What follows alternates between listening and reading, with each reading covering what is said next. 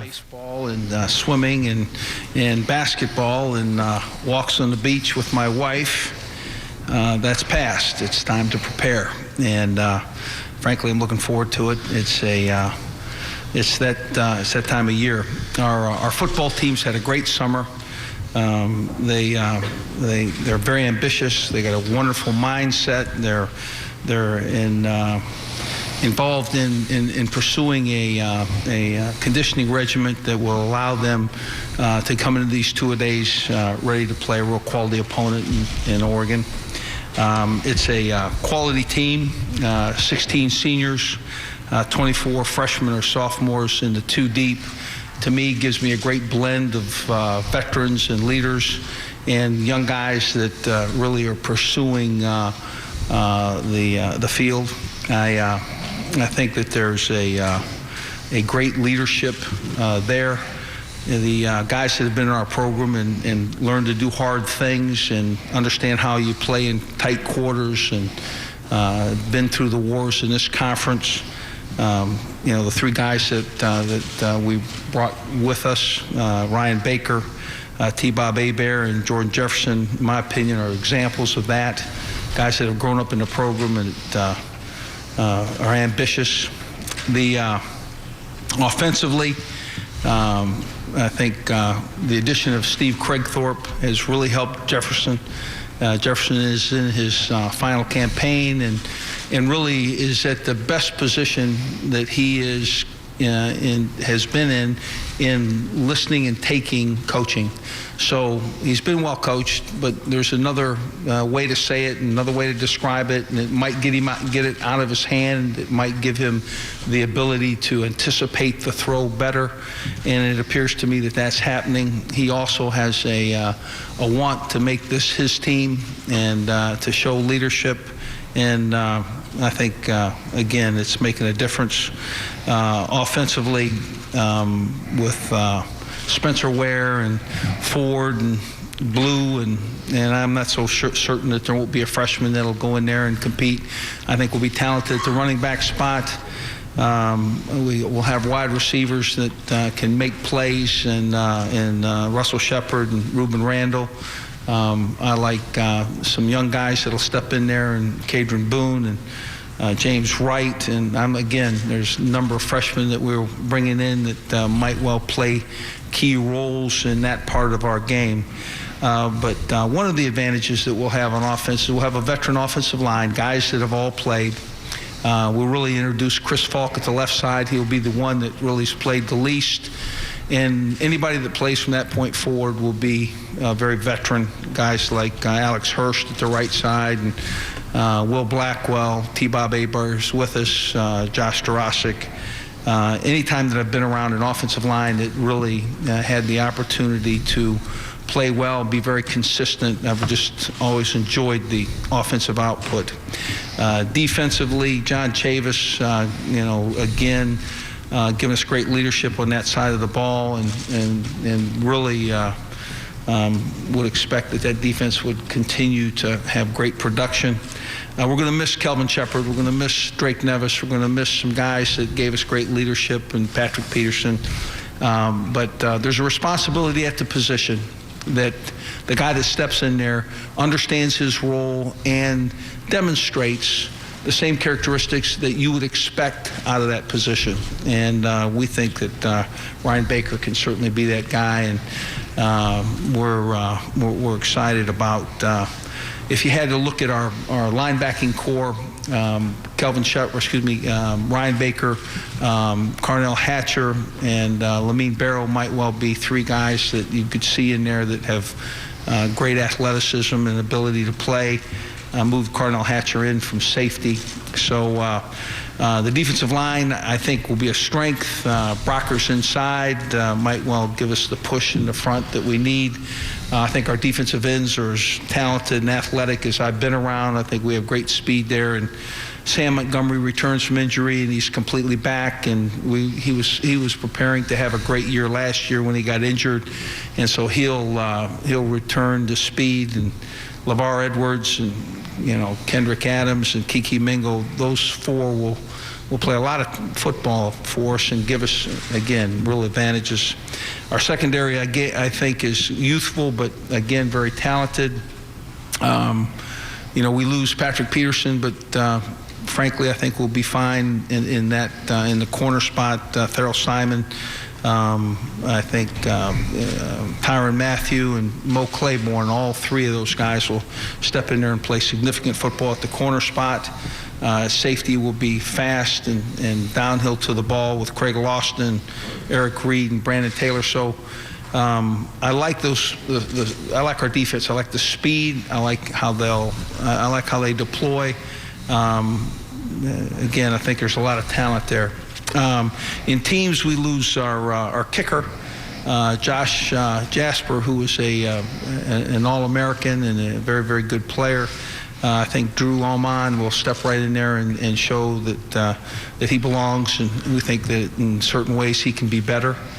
In punting, Brad Wing probably gets the first nod, but yet there's competition there with a guy named Howard and Hairston. So I like how we start, but again, we're going to have guys that can kick it.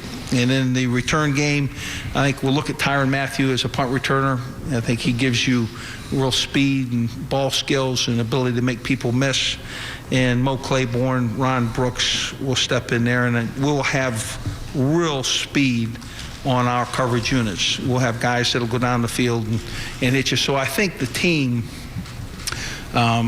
is really in position to achieve. And our schedule, we take the Oregon game, and our football team understands what that meant, and what was implied in this summer, that you had to prepare with a purpose. You're preparing against a real quality team. And, with 6 games on the road in this season, we need to make sure that we made that road routine, one that we all understand, and we start very quickly understanding that we're going to be a very quality road team. And I think the schedule is as challenging as any as I've been around. I look forward to preparing for it and taking them on one at a time. I look forward to the West Virginia game on the road in Tennessee, and it's going to be a great year, and one that with this team, I think it'll be one that'll be challenging, but again, a lot of fun to prepare for. I like the position of our program. We're graduating our players. Our guys are really, for the most part, working hard academically and athletically. And we're in position annually, in my opinion, to play for a championship. I think we were last year. I think we're there again this year. So, any questions? All right. Coach Miles, Cole Kulick, want to talk to you about the offense this season. A year ago, identity on offense, in my opinion, seemed a little bit of an issue. Are you and Coach Cragthorpe going out trying to definitively identify what type of offense you're going to have this year, kind of create your own identity a little more specifically? Yeah, we kind of liked our identity last year, to be honest with you. We felt like we ran the football well and had good balance when we executed. The opportunity for a team to grow and mature as it goes through the season, yeah, we kind of feel like our identity is kind of established, to be honest with you. Okay, we'll go down here. Coach Miles, Cole Kulick, want to talk to you about the offense this season. A year ago, identity on offense, in my opinion, seemed a little bit of an issue. Are you and Coach Cragthorpe going out trying to definitively identify what type of offense you're going to have this year, kind of create your own identity a little more specifically? Yeah, we kind of liked our identity last year, to be honest with you. We felt like we ran the football well and had good balance when we executed. The opportunity for a team to grow and mature as it goes through the season, yeah, we kind of feel like our identity is kind of established, to be honest with you. Okay, we'll go down here on the front row. Coach Dan Harrelson. You obviously play Oregon first game in Dallas. How do you prepare for that potent offense, and do you look at that Auburn-Oregon game tape a lot to try to get a mindset to stop and slow down that offense? And how sweet would it be to taste the artificial grass in the Superdome January 9th? I don't know if sweet's actually the adjective you needed to use there.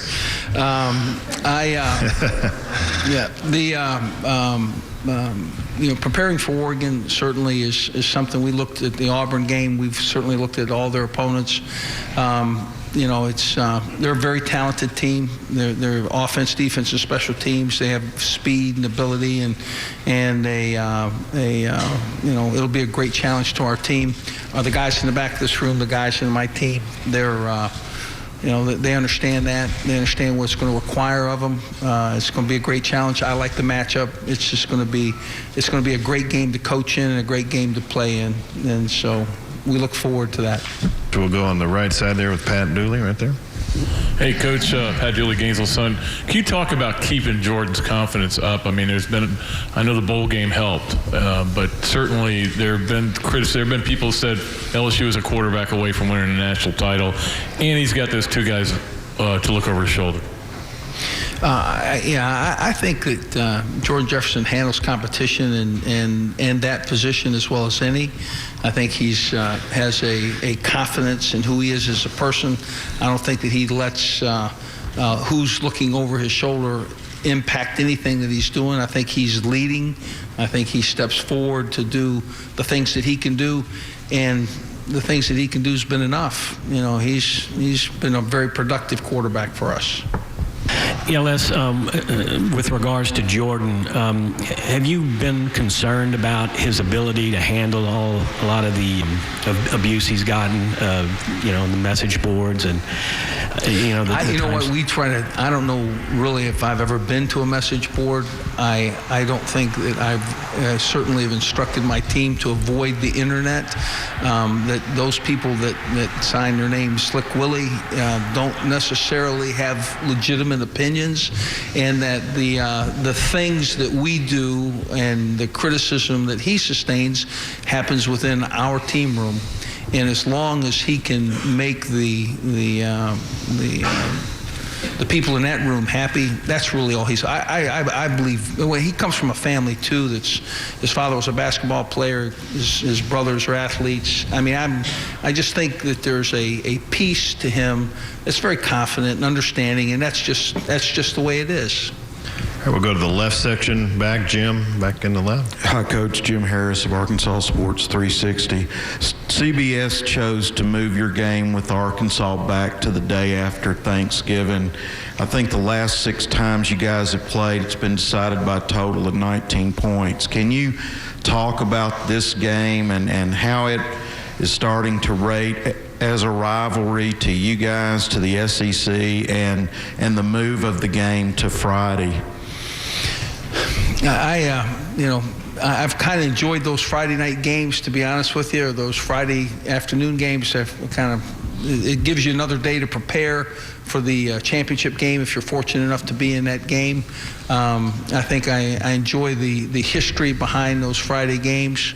And the rivalry certainly has been very competitive. Every time we lined up, I think from my first game here, those games have been tremendously competitive. So anytime you line up in this league, and certainly against Arkansas, they're well prepared and very, very talented.